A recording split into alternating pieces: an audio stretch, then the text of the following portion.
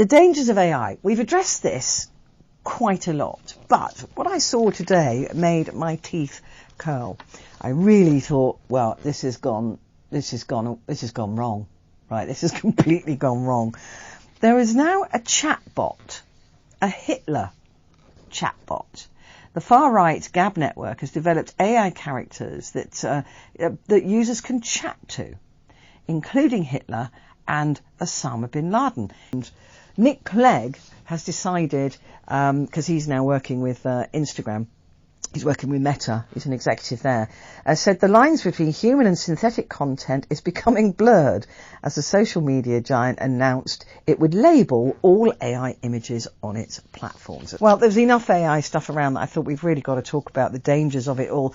And I'm delighted to say we've got Mal Fletcher, who's a futurist, who's with me now. Mal, gosh, such a lot. I mean, what a mess. Yeah, it certainly sounds a mess when you read it out like that, Petrie. It's great to be with you again. Look, I think most techs that are capable of doing great good in the world are also capable of doing great harm. The famed sci-fi writer Isaac Asimov once said that a nuclear blaster might be a good weapon, but it points in both directions.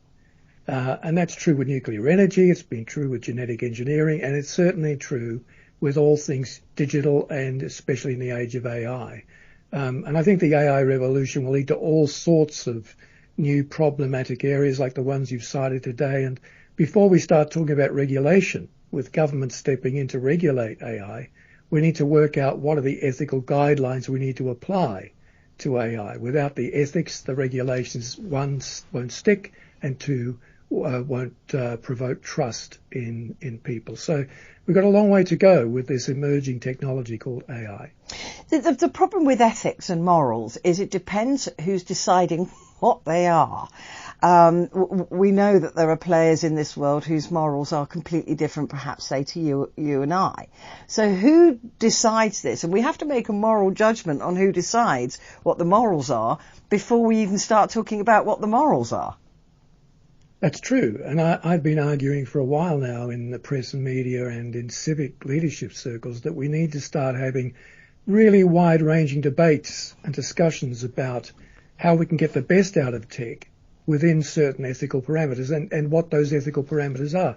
And we need to cast a broad net for that. So we're not just talking about governments getting together with technology experts. We're talking about people coming from the world of physics, engineering, biology, medicine, philosophy, ethics, even theology, because if we're going to create AI that benefits humanity, we have to first understand what it is to be truly human and what sets a human apart from a machine. That should be one of the fundamental questions we answer when it comes to ethics. So yes, we do need to choose wisely who is getting to select the ethics, but I think if the discussion is broad enough, we can get to that point. For example, talking about anti-Semitism, if you asked an anti-Semite whether the Hitler chatbot was a good thing, they'd say yes, right? It's just because I would find that abhorrent. That is because that's not my moral stance, that's not my ethical stance. It doesn't mean it isn't somebody else's. And this is where it gets, everybody starts shouting about freedom of speech, freedom of expression, all of those things. This is way more complicated than people think. It is complicated. I mean, ethics is a branch of philosophy that takes years to study as a discipline in its own right. But I think if you start balancing human rights with civic responsibility, then you get close to the point where you can say, all right, what do we agree across the lines about? There are things that we do agree about and lots of things we don't. Let's look first at the things we agree about with tech, with the sorts of tech we want to produce, where we want it to be delineated from human beings, how far we want the blurring of the line between humanity and technology. These are the central questions of ethics. Is it not too late? Because, it's the genie's out of the bottle, right? I mean, let's face it, Schrödinger doesn't need to wonder if this is alive or dead. This is out, right? So what do we do?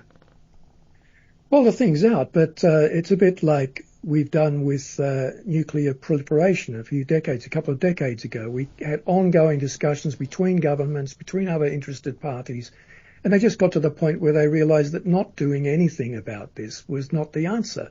that it was potentially disastrous for the human race. The same is still true with genetic engineering. The discussion continues to go on, and there are some regulations now in place about what is allowed. So you've got to first of all decide we're going to have these wide-ranging discussions and then start actually nailing some things down. Like, for example, one of the big ethics questions with technology is our goal what we would call intelligence augmentation or simply artificial intelligence? So IA versus AI. Will we use tech to produce smarter humans, or tech that just says, well, we don't care about humans. You're on your own. We're smarter than you anyway. That's a basic ethical question, one we haven't answered yet. There's the one of human identification. Will we always insist that things like AI can differentiate humans from machines, and that we can differentiate humans from the machines? These are important questions, I think. There's always bad players. I mean, even we talk about the Nuclear Proliferation Act and all of the work that's been done with that. But that means nothing to the likes of Iran and North Korea, for example, just to name two. So, but it is harder for individuals to sit at home in their underpants and build a nuclear bomb, right? But human beings with bad players, for example, with AI, can sit at home and create things like this Hitler and Bin Laden chatbot system. So, this is different to the controlling nuclear weapons that still hasn't worked. We know that Russia has been threatening nuclear reaction to Ukraine. We know that North Korea is threatening America. There are bad players. How do we legislate for them? Well, legislation only works if there's carrot and stick, doesn't it? And that applies to anything. There has to be a stick involved at the end of the process. If you don't toe the line, this will happen. There will be consequences. But the carrot is there to help us try to evade that use of the stick, getting to the point where we have no choice. And one of the dangers, and you're sort of touching on this at the moment, with AI, for example, is that everyday people can get involved in unethical behaviour so much more easily now because of the things AI allows us to do. So the National Cyber Security Centre warned us just last week that people with no criminal record are likely to turn to crime in many cases because AI just makes it so easy to get involved with scams or fraud, ID fraud and other things. I mean, not to mention the people like me and you, we're absolutely done because our voice can be generated now, right? I was even talking to my sister last night and saying, right, we're having a code word. We're having a code sentence because it is not that far away that somebody could fake my voice. Well, they can do it now. And if they get hold of my friends and family's numbers, start talking as me, we know that is possible, and people can do that really, really easily. Crime in the future. How do we then, apart from code words, tell the difference? Well, in many ways, we need AI to help us spot the difference between us. That's the irony, isn't it? It is the irony, but there are things that can be done. I mean, there are different ways that technology can help us. For example, by inserting certain watermarks, and I think Nick Clegg was actually referring to this using different terminology, but allowing us or machines to see hidden patterns in an image or a video, or even a piece of text or audio that are not intelligible to human senses, and through those patterns identify this as a fake. A social media platform then, if it wanted to, could automatically add AI-generated video to that video to say, this has been generated by this technology, it started with this person, the author, and it's being used by this person, the producer of this video. So the breaking down the anonymity, by the way, is an important part of keeping this accountable. So a new form of copywriting, in other words? Yeah, it's a new form of guarding the right of the creator to be seen as the creator. So copyright is the word we use for it now. There are other ways that it can be done. We can disseminate and publish the AI models themselves to a wider audience for free. that would allow people who have some know-how to inspect them and learn how they work and know where their limitations are and help inform everybody else. Of course, no means of identification via tech is ever foolproof, so we all need to stay alert. When it comes to fake news, for example, we need to stay up to date with the news and current affairs in general so that we can, quote, smell whether a story sounds likely or not based on what we already know. Some stories will still get through and fool us all, but at least we'll get perhaps 80% of them. Just very briefly, in simple terms, what scares you the most? What do you think is going to be the biggest issue?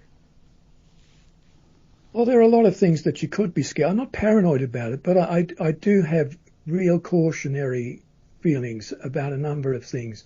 I think deep fakes are very dangerous. Deep fakes will have a huge effect this year around the world in elections. This is the year in which more people vote around the world than have ever voted in history before. And at the same time, we see this explosion of deep fakes driven by AI that will erode public trust, not just in the electoral system, but in democracy itself if we let them. You know, trust is at the heart of our democracy. We entrust our vote to people who inspire some level of our trust. And today, we know governments already suffer a trust deficit. Well, if you add to that the impact of the plague of our time, as I call it, which is fluidity, the constant shifting of social ethics and values, and AI tech, you have a recipe for, well, in time, we may see the decline of democracy and rise of autocracy. That's my worry. If we're not really careful. But if we're watchful and we get engaged, we can head it off. Mal, fascinating to talk to you as ever. Thank you so much for joining me. It's always a pleasure. Mal Fletcher there, Futurist.